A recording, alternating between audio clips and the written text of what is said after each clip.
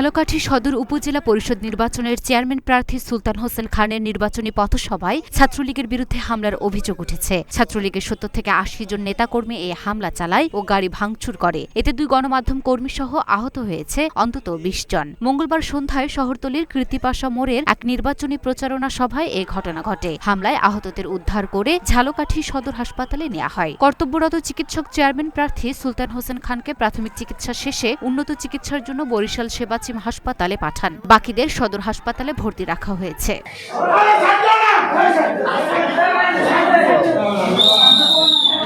সুলতান হোসেনের কর্মী ও প্রত্যক্ষদর্শীরা জানান, কৃত্তিপাশা মোড়ে একটি নির্বাচনী পথসভা চলছিল। রাত ৮টার দিকে হঠাৎ করেই প্রতিপক্ষের অনুসারী ছাত্রলীগের ৭০ থেকে ৮০ জন নেতাকর্মী আমাদের উপর হামলা চালায়। প্রথমে মারধর করা হয় সুলতান খানকে, এরপর চেয়ার ও লাঠি দিয়ে এলোপাতাড়ি বেধড়ক পিটুনি শুরু করে হামলাকারী। এতে উপস্থিত সাংবাদিক সহ কমপক্ষে ২০ জনকে আহত করে তারা। পরে খবর পেয়ে ঘটনাস্থলে পুলিশ পৌঁছে পরিস্থিতি নিয়ন্ত্রণ করে। পুলিশি পাহারায় রক্তাক্ত অবস্থায় সুলতান খান সহ আহতদের উদ্ধার করে ঝালকাঠি সদর হাসপাতালে নেওয়া হয়। লুনা আফরোজ নিপা, ঢাকা পোস্ট।